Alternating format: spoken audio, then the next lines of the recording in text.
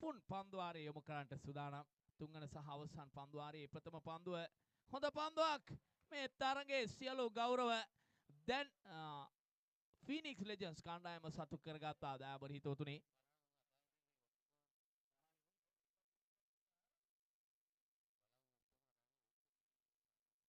තා සාර්ථක පතිතයක් හිමි කරගත්තා මේ පන්දුව. නම් තිදෙනම එකම සීමාවක පන්දු යොමු කරනවා. දයාබර හිතවතුනි.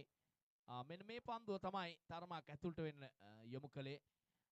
කෙසේ වෙතත් ලකුණක් ලබන්නට අවකාශයක් නැහැ. හිදී දුවද්දී දවා ගැනීමට ලක් කරගත්තා.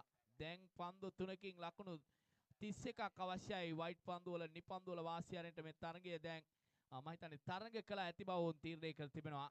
ඒ නිසා අප ස්තුතිය පුද කරනවා සුපර් රියැක්ෂන් ක්‍රීඩකයාට අපට කාල වේලාව ඉතිරි කර දීම පිළිබඳව. දැන් සම්බන්ධ වන්න